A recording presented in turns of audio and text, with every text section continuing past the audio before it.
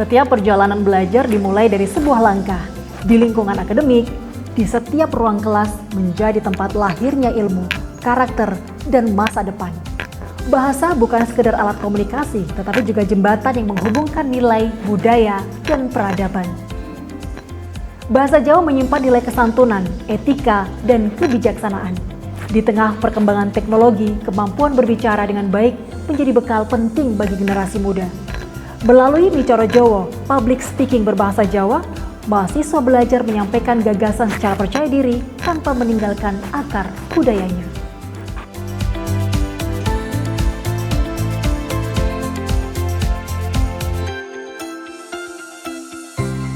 Assalamualaikum warahmatullahi wabarakatuh. Perkenalkan, saya Zuli Kurniawati, Magister Humaniora, dosen program studi pendidikan bahasa dan sastra Jawa, Fakultas Keguruan dan Ilmu Pendidikan Universitas Muhammadiyah Purworejo. Sebagai dosen, saya tidak hanya melaksanakan pembelajaran di kelas, tetapi juga aktif dalam penelitian dan pengabdian kepada masyarakat, khususnya pada bidang public speaking. Pengalaman saya sebagai seorang public speaker 16 tahun di dunia televisi lokal di kota Yogyakarta dan 21 tahun sebagai penyiar radio juga MC, maka Pranoto Coro berbahasa Jawa, pelatihan pidato, pengalaman tersebut saya bawa ke dalam kelas agar mahasiswa memperoleh pembelajaran yang kontekstual dan relevan dengan kebutuhan masyarakat maupun dunia kerja. Pada pertemuan kali ini kita akan mempelajari mata kuliah Micoro Jowo atau public speaking berbahasa Jawa.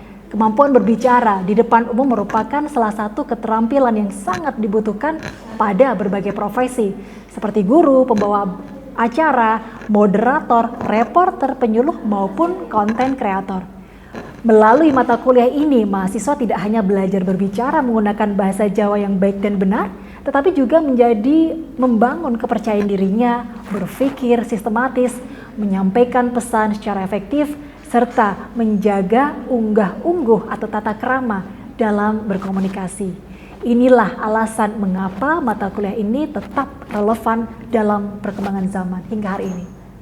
Metode yang saya gunakan adalah dalam perkuliahan ini metode demonstrasi. Saya akan memberikan contoh terlebih dahulu kepada mahasiswa, kemudian mahasiswa akan mengamati, mendiskusikan, dan mempraktekkan keterampilan tersebut. Dengan cara ini mahasiswa tidak hanya memahami secara teori, juga mereka memperoleh pengalaman belajar secara nyata sehingga lebih siap menerapkannya di dalam dunia kerja. Setelah mengikuti pembelajaran ini, mahasiswa diharapkan mampu memahami konsep Micoro Jowo atau public speaking berbahasa Jawa, mengenali teknik dasar public speaking, menyusun naskah sederhana, dan menampilkan praktik berbicara secara percaya diri secara kaidah bahasa Jawa yang baik dan benar. Bismillahirrahmanirrahim. Assalamualaikum warahmatullahi wabarakatuh. Waalaikumsalam warahmatullahi wabarakatuh. Alhamdulillah, senang sekali Bu Zuli hadir lagi untuk teman-teman semuanya dengan mengulang materi yang lalu, yaitu public speaking atau Micoro Jowo ya. Sebelum kita mulai, kita berdoa dulu yuk dengan baca basmalah bersama-sama. Bismillahirrahmanirrahim. Hari ini siapa yang nggak berangkat? Ada 3 orang yang tidak berangkat, Bu. Yang pertama Mas Bagus. Itu karena ada kepentingan di luar perkuliahan, sehingga meminta izin. Kemudian ada Mbak Intan dan juga Mbak Vivi itu sakit dua-duanya. Mudah-mudahan cepat sehat ya dan Amin. bisa bergabung di aktivitas selanjutnya. Baik teman-teman, minggu yang lalu kita sudah membahas tentang public speaking. Kita akan ulik kembali apa itu public speaking atau Micoro Jowo ya, yang dinamakan berbicara berbahasa Jawa. Maka kita akan ulang kembali, ada yang masih ingat kira-kira apa itu berbicara dan public speaking? Siapa? Ayo. Yang pertama, perbedaan yang paling jelas tentu audiensnya, Bu. Kalau Micoro Jowo itu kan umum, bisa saja saya dan Bu Zuli saja yang berbicara sebagai mitra tuturnya. Tapi kalau public speaking kan kepada khalayak, tentu audiensnya lebih banyak dan cara kita menyampaikan isi pembicaraan kita juga tentu beda. Kalau public speaking nggak bisa kasual kan. Betul, keren banget ya. Jadi memang kita review lagi apa yang sudah Bu Yuli sampaikan, bahwa berbicara dan public speaking itu sangat berbeda. Maka berbicara atau Micoro itu dilakukan setiap hari ya, lebih dari 18.000 kata, spontan, nggak dibuat-buat, nggak perlu briefing, nggak perlu skrip juga, ya nggak. Terus kemudian untuk kepentingan sendiri tanpa persiapan, biasanya apa kalau di kampung? Gibah, Bu. Gibah. Iya betul, gibah ya. Gosip itu kan mereka nggak butuh persiapan ya, spontan, nggak butuh materi, nggak butuh wardrobe juga, nggak perlu dandan ya. Artinya berbicara dengan public speaking itu sangat berbeda karena nggak butuh persiapan. Lalu apa itu public speaking? Nah tadi yang disampaikan Ayung hampir betul tapi kurang lengkap ya, waktunya ditentukan. Contoh kalau nge-MC kan salah satu dari public speaking itu contohnya MC ya, apalagi MC, moderator, pembaca berita, vlogger,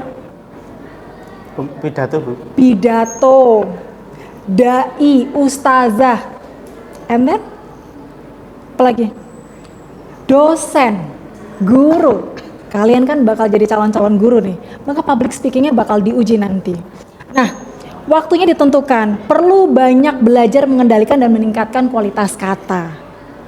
Kalimat atau katanya jangan cuma itu aja, perlu perbendaharaan kata, diksinya ditambah, kemudian juga untuk tujuan tertentu jelas ya, persiapannya matang, terorganisir, dan yang pasti menyampaikan ide atau gagasan topik itu dengan benar, menggunakan kata-kata kalimat yang baik, menggunakan bahasa tubuh atau body language. Ada nggak kalau orang ngomong itu cuman berdiri tanpa ekspresi? Itu kalau belajar, Bu. Iya, nggak asik ya. Gibah aja pakai ekspresi yang luar biasa. Masa ya public speaker nggak ada? Tapi juga tidak boleh berlebihan ya. Harus ekspresinya tertata, tergantung konteksnya. Kalau MC secara semuanya looks-nya terlihat, bagaimana cara berdiri, tangannya seperti apa, eye contact-nya, matanya seperti apa, ya harus dilihat satu persatu. Kemudian suaranya juga harus yang mantap. Dan berikutnya menggunakan bahasa tubuh yang enak ya, yang elegan, nggak terus kemudian salto-salto ya, banyakkan gerak juga nggak boleh. Jadi harus yang proporsional. Dan yang pasti public speaking itu ada yang mendengarkan, ada audiens. Kalau dosen audiensnya teman-teman mahasiswa, ustadz, jamaah, ya kan. Kemudian kalau pembaca berita ada penonton, pemirsa. Pendengar. MC ada audiens penonton, penyiar radio ada pendengar. Jadi kalau public speaker harus timbal balik. Gibah aja timbal balik ya, ada pendengar, ada yang didengarkan. Walaupun gibah itu juga kadang ada yang malas dengerin ya. Tapi kalau audiens dari public speaker ini jelas mereka yang memang niat ingin mendengarkan. Menjadi seorang public speaker juga diperlukan alat bantu. Kira-kira apa nih bentuk alat bantu tersebut? Ada yang tahu? Erlangga. Baik, untuk alat bantu biasanya itu ada mic, Bu. Itu untuk umum. Kalau untuk podcast biasanya perlu ruang podcast. Terus nanti ada mungkin skrip, mic juga, terus kamera. Untuk penyiar radio ya perlu stasiun radio, mungkin perlu headphone juga, perlu tahu musik juga gitu. Untuk buat berita juga studio, mungkin juga skrip juga, dan pengolahan apa ya Bu ya namanya, pengolahan suara juga itu Bu. Bagus. Dan sebagai seorang public speaker pasti mengalami nervous, itu udah hal yang biasa ya. Jadi jangan takut, jangan kecil hati teman-teman. Aku kalau maju pasti bakalan nervous, deg-degan. Nah, detak jantung berdebar kencang itu hal yang biasa yang pertama. Yang kedua, lutut gemeteran. Ada nih pasti di antara teman-teman ya. Bahkan sampai detik ini pun Bu Zuli kalau misalkan nge-MC di area yang cukup banyak animonya pasti juga gemeteran, itu hal yang normal. Kemudian berkeringat. Ya, AC-nya udah dingin banget nih, tapi kok keringatnya sejagung-jagung ya, Masya Allah. Kemudian suaranya bergetar, ya suaranya bergetar, nggak bersih. Kemudian juga pusing, itu juga hal yang biasa. Sering buang air, ada yang sering kayak gini, suruh maju pidato gitu ya di depan kelas, tapi tiba-tiba bentar, beser dulu ke belakang gitu ya, ke toilet bentar gitu ya. Kemudian yang terakhir adalah kejang dan mual, itu hal yang biasa. Jadi teman-teman nggak usah worry, nggak usah takut. Nah, tapi kalau udah hal yang tadi muncul, berarti ada cara mengatasi kecemasan tersebut, ya nggak sih? Yang pertama, banyak melakukan latihan. Kalau Bu Zuli melakukan latihannya di mana? Di depan kaca. ya, sambil a, i, u, e, o, ya, biar artikulasinya jelas. Kemudian bergumam,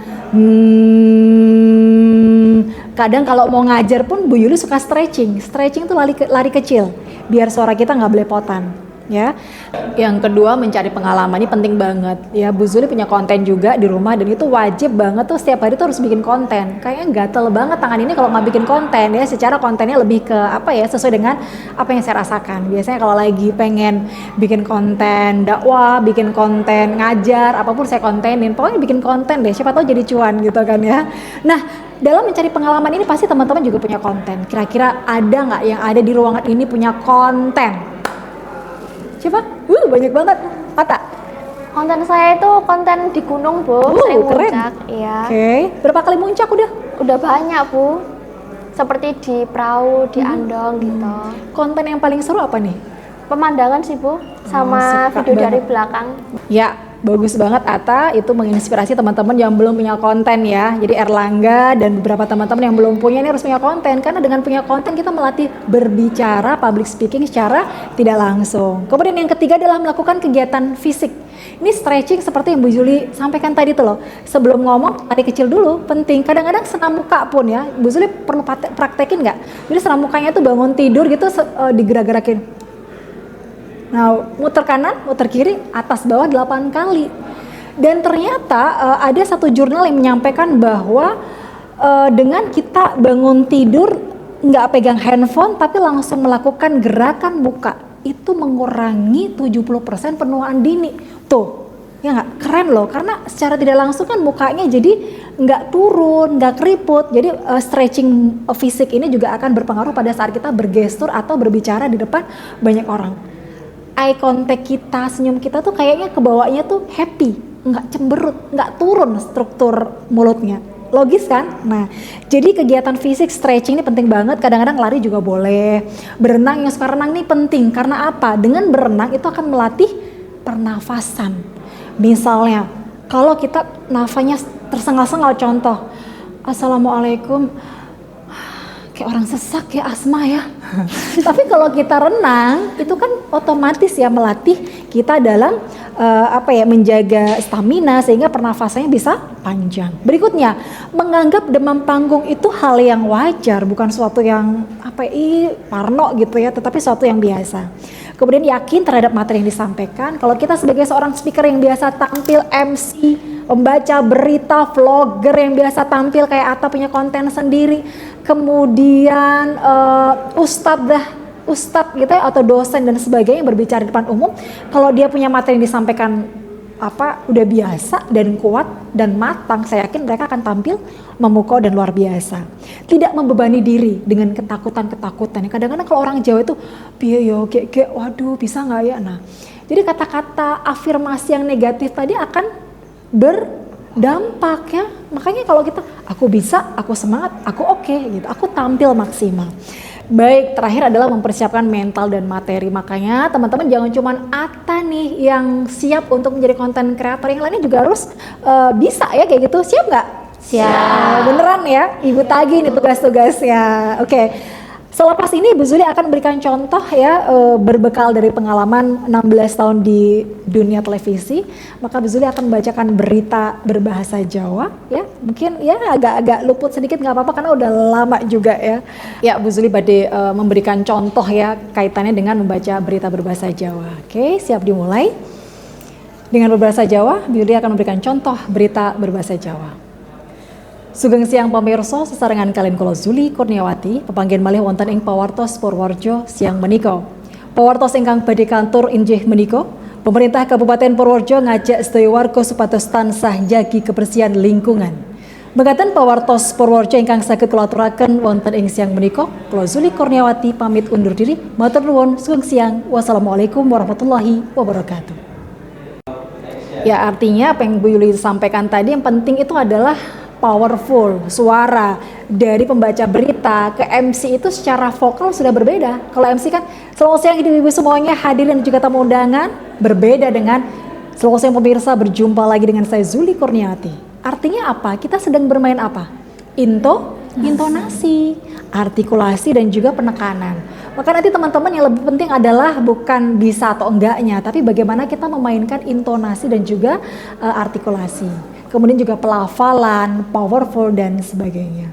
Oke, sekarang kita akan cek ombak. Kira-kira teman-teman siapa yang akan mencoba untuk menjadi pembaca berita dan vlogger? Ya, tadi sudah siap Mbak Rina dan juga Evril. Langsung dicoba, maju ke depan. Sugeng siang para pamirsa, kula Rina Yulena sugeng pinanggih malih wonten ing pawartos Purworejo siang menika.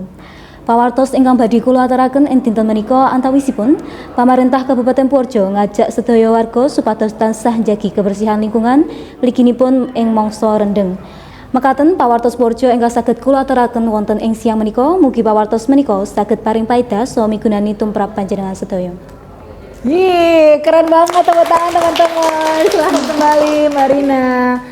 Tadi Mbak Rina udah bagus banget, tetapi memang harus banyak latihan ya. Penekanan dan suaranya belum begitu terdengar dengan baik. Terus kemudian juga powerful itu penting banget ya, powerful, karena memang kalau kita ngomong dengan powerful itu semangat kemudian akan berimbas ke suara. Maka nanti suaranya akan tumbuh semakin bulat, lebih enak didengar gitu. Tadi kayak masih apa ya? Kurang keras gitu ya. Maka nanti untuk sesi berikutnya, untuk yang mau ngevlog juga harus yang keras lagi. Ini juga PR buat teman-teman semuanya.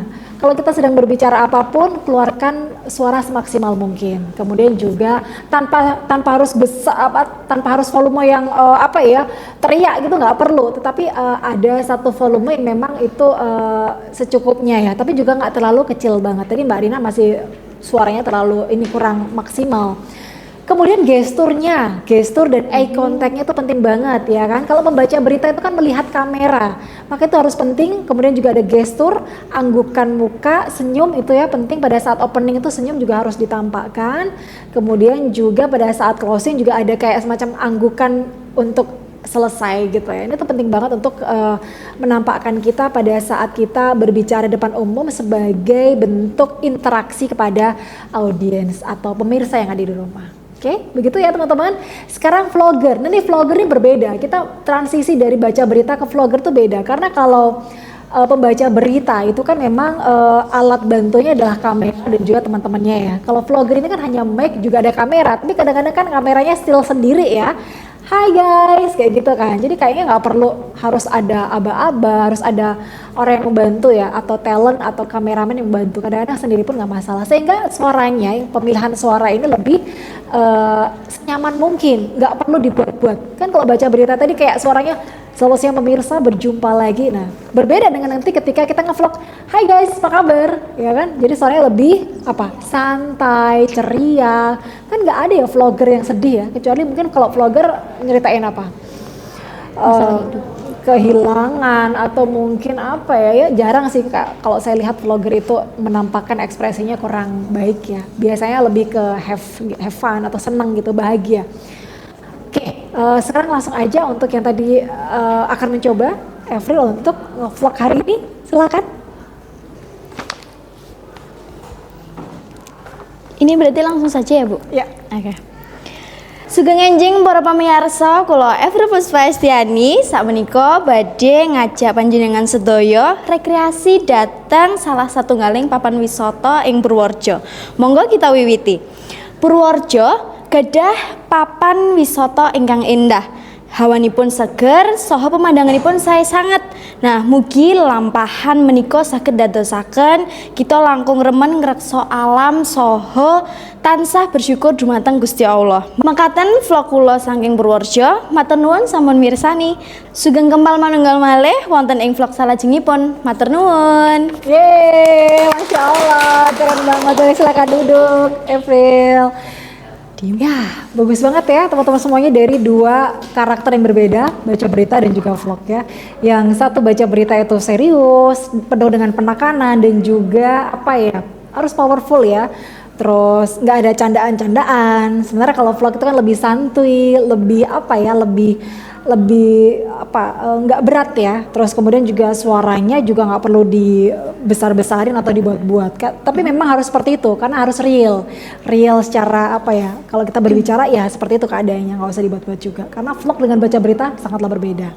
Teman-teman bisa bedain kan ya antara baca berita dan juga vlog. Jadi ketika nanti teman-teman itu berada di lapangan, ketemu dengan dunia kerja, tiba-tiba harus suruh nge-MC, berpidato, siapa tahu nanti jadi presiden, terus banyak banget rentetan sambutan kemana-mana, ya kan? Teman-teman harus siap untuk menjadi seorang public speaker yang handal. Oke?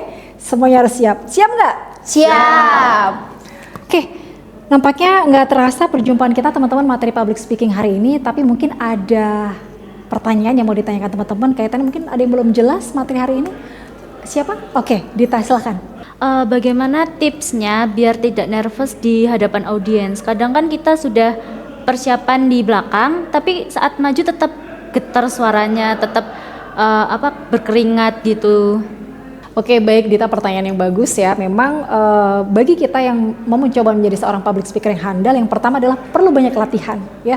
Jangan merasa bahwa aku nggak bisa nih, kayaknya nggak yakin. Tapi percayalah bahwa kita diberikan kemampuan sama Tuhan untuk selalu menggali lagi kemampuan kita dengan baik dengan cara latihan ya. Latihan terus kuasai materi itu penting banget juga. Kuasain materi, kemudian juga tingkatkan kepercayaan dirimu gitu loh. Kadang-kadang mungkin nervous, berkepanjangan, nggak hilang-hilang gitu ya. Tapi hilangkan itu semuanya, ketakutan itu pasti selalu ada. Bahkan profesional public speaker handal pun pasti mereka juga mengalami hal yang sama. Tetapi dengan banyak latihan, belajar materinya terus lebih dalam lagi, percaya dirinya ditingkatkan, insya Allah itu semuanya akan hilang. Jadi nervous akan hilang. Terus yang paling penting, lakukan di rumah. Ini Bu Zuli juga selalu melakukan manakala mau tampil. Pegang mic di depan kaca. Dan kita benar-benar latihan seolah-olah benar-benar tampil. Lakukan itu setiap hari sebelum kita tampil pada saat mau action di acara tersebut. Maka insya Allah nanti kita akan secara tidak sengaja, kemampuanku makin nambah, nggak kerasa nih tiba-tiba ternyata udah PD-nya makin nambah terus makin nambah, sehingga insya Allah dengan banyak latihan di depan kaca, kemudian kuasain materi, saya rasa itu hal yang sangat mudah untuk bisa melanjutkan step berikutnya. Itu mungkin Dita jawaban dari Bu Yuli. Mudah-mudahan semuanya udah pada paham ya. Oke. Kalau begitu berarti kita minggu depan pertemuan yang akan datang kita akan melanjutkan materi yang berikutnya. Oke, minggu depan insya Allah kita akan melakukan outing kelas di salah satu televisi swasta di Jogja untuk melihat bagaimana public speaker yang benar-benar handal tampil di depan kamera. Siap? Siap. Oke. Baik teman-teman, nggak terasa perjumpaan kita harus segera diselesaikan. Mudah-mudahan apa yang Bu Yuli sampaikan dapat bermanfaat bagi teman-teman semuanya. Suara kita suatu saat akan berhenti, tetapi kata-kata yang menguatkan, menginspirasi, dan mengajak kepada kebaikan akan terus hidup di hati orang-orang yang mendengarkannya. Maka jangan hanya belajar menjadi pembicara yang hebat, jadilah pembicara yang membawa manfaat, karena sebaik-baik kata adalah kata yang mampu mengubah hidup seseorang menjadi lebih dekat dengan kebaikan. Kita tutup sesi hari ini dengan baca hamdalah bersama-sama. Alhamdulillahirabbil alamin. Terima kasih teman-teman semuanya. Selamat melanjutkan aktivitas. Mohon maaf lahir dan batin kalau ada salah dari Bu Zuli, dan selamat menjadi suara yang membawa perubahan. Terima kasih. Wassalamualaikum warahmatullahi wabarakatuh. Waalaikumsalam warahmatullahi wabarakatuh.